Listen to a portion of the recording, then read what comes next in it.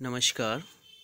BSc part first के physical chemistry के chapter solution में कॉलिगेटिव प्रॉपर्टीज़ के अंतर्गत आज हम डिप्रेशन इन फ्रीजिंग पॉइंट अर्थात हिमांक अवनमन की स्टडी करेंगे। हिमांक अवनमन या हिमांक मिति, डिप्रेशन ऑफ फ्रीजिंग पॉइंट, जिसे हम क्रायोस्कोपी भी कहते हैं। हिमांक, सबसे पहले हम देखें कि हिमांक किसे कहते हैं, फ्रीजिंग पॉइंट किसे कहते हैं। किसी द्रव का हिमांक वह ताप है जिस पर पदार्थ की ठोस या द्रव दोनों अवस्थाएं साम्यावस्था पे होती है और इनका वाष्पदाब समान होता है। अर्थात इस ताप पर ठोस जो है वो जम जाता है, सॉलिड हो जाता है। At a 1 atmospheric pressure, the temperature at which liquid and solid are in equilibrium is known as freezing point. So we can say freezing point is that temperature at which vapor pressure of liquid and solids are same. अब हम जब शुद्ध विलायक में कोई अवाष्यशील विलय मिलाते हैं तो उसके वाष्पदाब में कमी आती है। ठीक है, वाष्पदाब में कमी के साथ साथ ही शुद्ध विलायक की तुलना में विलयन का हिमांक जो है या फ्रीजिंग पॉइंट जो है वो कम हो जाता है। इसे हम हिमांक अवनमन कहते हैं। तो हिमांक अवनमन को हम किस तरह से परिभाषित करेंगे? जब किसी शुद्ध विलायक में कोई अवाष्यशील विलय मिलाते हैं तो विलयन के हिमांक में कमी आती है, यह हिमांक अवनमन या डिप्रेशन इन फ्रीजिंग पॉइंट कहलाता है। When a non-volatile solute is added in pure solvent, the vapor pressure of solution decreases and freezing point of solution also decreases. The freezing point of solution is decreases as compared to pure solvent. This lowering in freezing point is known as depression in freezing point.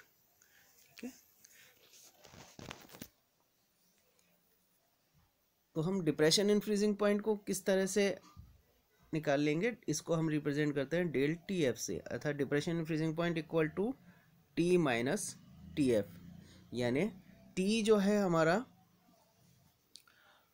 Solution का freezing point है, T जो है हमारा pure solvent का freezing point है और T F जो है हमारा सॉल्यूशन का फ्रीजिंग पॉइंट है।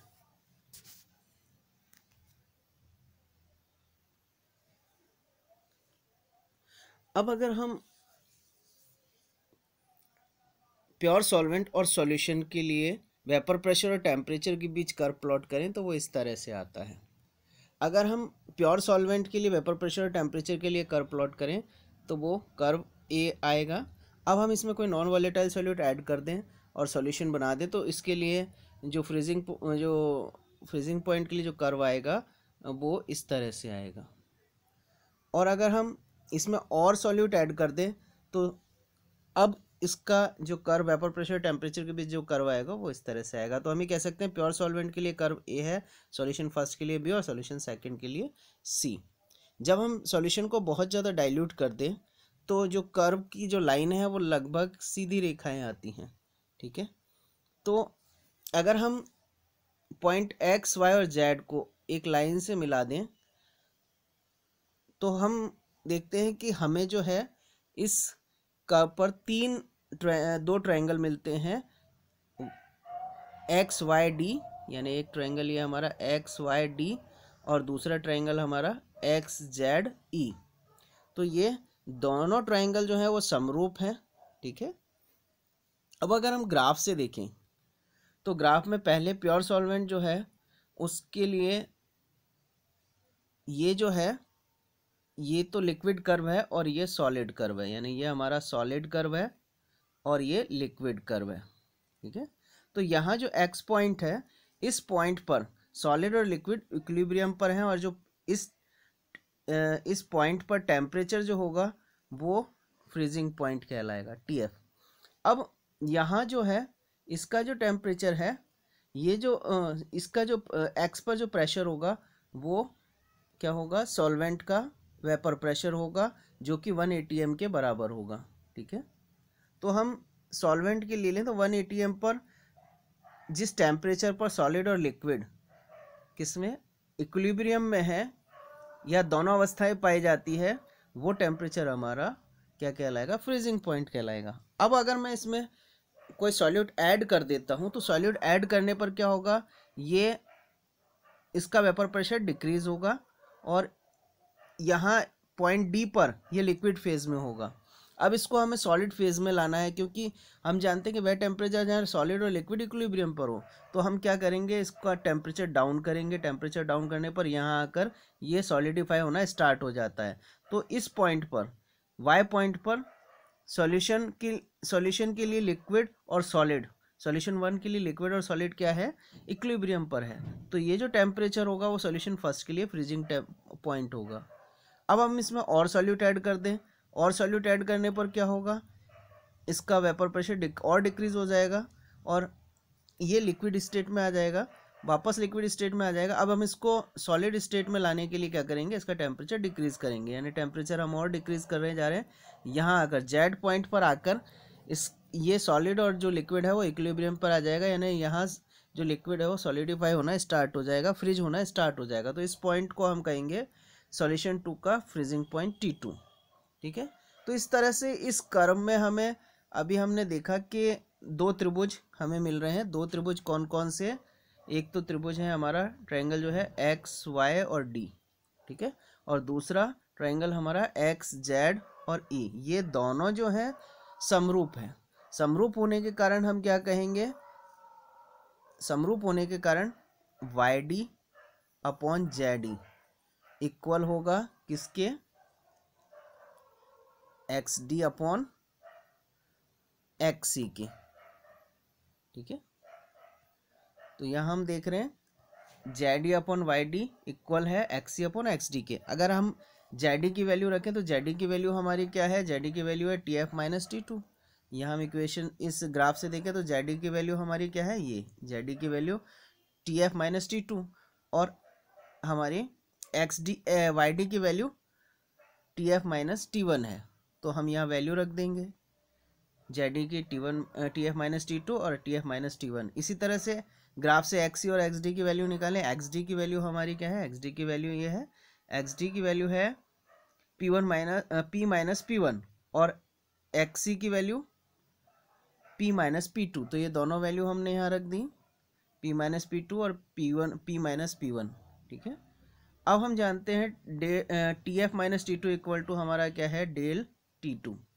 ठीक है। और T F minus T1 del T1। ठीक है। ये किसके इक्वल हो गए, P माइनस P2 यानी डेल P1 डेल P2 और डेल P1 की। ठीक है। तो हम इस रिलेशन से क्या, इससे क्या रिलेशन निकाल सकते हैं कि del TF proportional to del P, अर्थात depression in freezing point is directly proportional to lowering of vapour pressure, अर्थात हिमांक अवनमन वाष्पदाब अवनमन के समानुपाती होता है। अब राउल्स लॉ से हम जानते हैं, राउल्स लॉ हमारा क्या कहता है, राउल्स लॉ कहता है कि वाष्पदाब का अपेक्षिक अवनमन किसके, विलय की मूल भिन्न के बराबर होता है, अर्थात P minus P S upon P equal to N upon N plus N. ठीक है। अर्थात क्या कह सकते हैं, relative lowering of vapour pressure is equal to mole fraction of solute. ये हमारा राउल्स लॉ है। अब अगर हम तनु विलयन ले रहे हैं तो n plus N equal to हमारा क्या हो जाएगा, कैपिटल N। ठीक है। तो यहाँ हम क्या कह सकते हैं, P minus P S upon P equal to N upon capital N। Small n और कैपिटल N विलय के मूल भिन्न और विलायक के मूल और विलायक के मूलों की को हम रख देते हैं। विलय के मूल है हमारे n इक्वल टू हमारा होता है small w upon small m और कैपिटल N इक्वल टू हमारा होता है capital W upon capital M। ये दोनों वैल्यूज़ हमने रखी, तो दोनों वैल्यू रखने पर हमारे को क्या मिलता है, del P upon P equal to small w capital M upon small m capital W। या हम ये कह सकते हैं del P equal to P into small w into capital M upon small m into capital W। अर्थात हम ये कह सकते हैं कि del P equal to P into विलय का भार इंटू विलायक के विलायक का अणुभार अपॉन विलेय का अणुभार इंटू विलायक का भार। ठीक है। अब हम जानते हैं कि डेल पी प्रोपोर्शनल टू होता है हमारा डेल टी है प्रोपोर्शनल टू डेल पी। ठीक है। तो हम ये कह सकते हैं कि ये जो यहाँ से हम जो है डेल पी की वैल्यू इस इक्वेशन में पुट करेंगे तो क्या होगा, del T F proportional to P small W into capital M upon small M into capital W.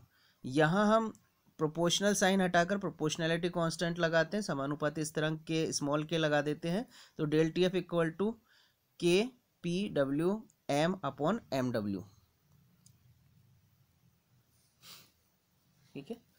अब किसी शुद्ध विलायक का अणुभार जो है, मॉलिक्यूलर वेट जो है वो कैपिटल एम है और इसका फ्रीजिंग पॉइंट पर वेपर प्रेशर पी है और प्रोपोर्शनैलिटी कांस्टेंट के है। तो यहाँ अब तो हम जानते हैं कि जो अणुभार है कैपिटल एम, वाष्पदाब है पी, वाष्पदाब पी और स्थिरांक के, ये तीनों कांस्टेंट हैं। तो हम इन तीनों की जगह यानी के पी अपॉन एम की जगह एक नया स्थिरांक रख देते हैं कैपिटल के। ठीक है। तो इस इक्वेशन में हम देखें तो इस इक्वेशन में के पी और कैपिटल एम, ठीक है, इनकी जगह हमने एक नया स्थिरांक रख दिया के,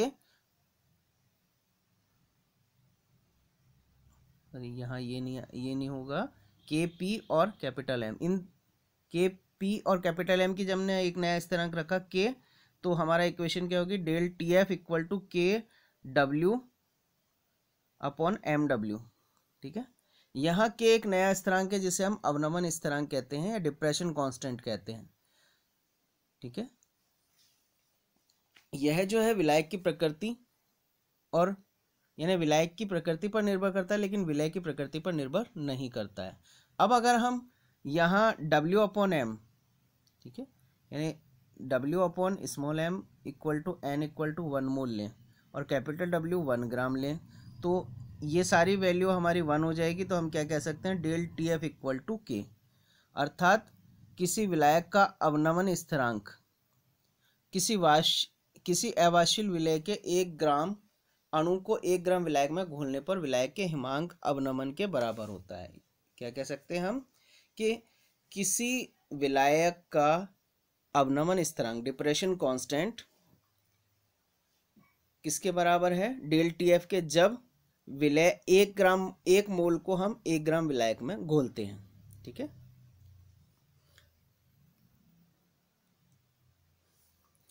तो हम क्या कह सकते हैं, when a 1 gram mole of solute dissolve in 1 gram of solvent, the depression in freezing point is known as depression constant और freezing point constant। अब लेकिन ये सैद्धांतिक रूप से तो पॉसिबल है, प्रैक्टिकली पॉसिबल है, लेकिन थियोरेटिकली पॉसिबल है लेकिन प्रायोगिक रूप से संभव नहीं है, क्योंकि पिछले लेक्चर में भी हमने बताया था कि 1 ग्राम विलायक में 1 मोल घोलना मुश्किल काम है, कठिन है। अतः हम विलायक को 1 ग्राम की जगह 1000 ग्राम ले लेते हैं। ठीक है। तो 1000 ग्राम 1 मोल विलय को 1000 ग्राम विलायक में घोलना आसान है, यानी 1 मोल सॉल्यूट को 1000 ग्राम सॉल्वेंट में आसानी से घोल सकते हैं। तो हम इसको क्या करते हैं, 1 ग्राम को किस में रिप्रेजेंट करते हैं, मोलैलिटी में। ठीक है। तो अब हम के की जगह यानी कैपिटल के की जगह एक नया स्थिरांक रख देते हैं, के एफ किसके बराबर तो कैपिटल के किसके बराबर होगा, 1000 के एफ के, यानी जो के एफ है वो उसकी वैल्यू क्या होगी, के अपन 1000, या हम ये कह सकते हैं कि के किसके बराबर होगा, 1000 के एफ के। तो ये वैल्यू हम इस इक्वेशन में पुट करते हैं तो क्या होगा हमारा, del T F equal to 1000 K F W upon M W, या हम इसको कहते हैं 1000 W upon M W into 1000 को हम क्या कहते हैं, मोलैलिटी। तो ये और ये मिलकर क्या हो गए, मोलैलिटी, मोललता। तो हम क्या कह सकते हैं, del T F equal to K F into मोललता है, यह मोलैलिटी। तो हम ये कह सकते हैं कि जो डेल टी एफ है वो क्या है, अणु संख्या गुणधर्म है, क्वालिटेटिव प्रॉपर्टीज है।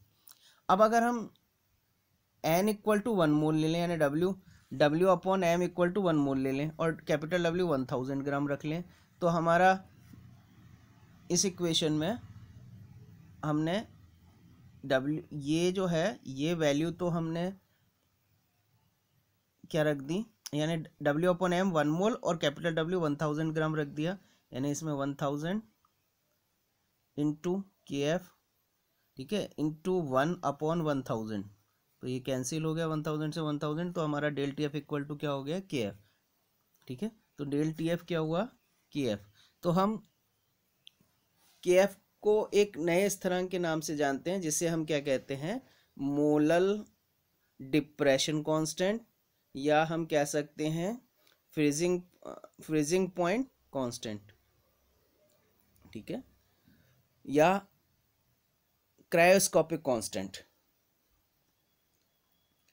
तो क्रायोस्कोपिक कांस्टेंट या मोलर डिप्रेशन कांस्टेंट को हम किस तरह से डिफाइन कर सकते हैं, when 1 gram of solute non volatile solute dissolve in 1000 gram of solvent, the depression in freezing point is known as molar depression constant और cryoscopic constant। अर्थात 1000 ग्राम विलायक में 1 मोल विलायक घोलने पर हिमांक अवनमन किसका, मोलन अवनमन स्थिरांक या हिमांक मितीय स्थिरांक कहलाता है। KF को हम सेंटीग्रेड kg पर मोल से रिप्रेजेंट करते हैं। अब हम KF की वैल्यू कैसे निकालते हैं वो देखें। वनटॉफ ने थर्मोडायनेमिक के आधार पर KF की वैल्यू दी थी, KF के लिए इक्वेशन दी थी, ये क्या है, KF equal to R TF square upon 1000 LF, यानी इस इक्वेशन से हम KF निकाल सकते हैं। यहाँ R गैस कांस्टेंट है, LF लेटेंट हीट है सॉल्वेंट की, और TF फ्रीजिंग पॉइंट है सॉल्वेंट का। तो R TF और LF की वैल्यू रखकर हम KF निकाल सकते हैं। तो इस तरह से हमने देखा कि हिमांक क्या होता है, हिमांक अवनमन क्या होता है, ठीक है, और सॉल्यूट किसी प्योर सॉल्वेंट में सॉल्यूट को डिसॉल्व करने पर जो फ्रीजिंग पॉइंट में डिप्रेशन आता है उसे ही हम डिप्रेशन इन फ्रीजिंग पॉइंट कहते हैं। Thank you.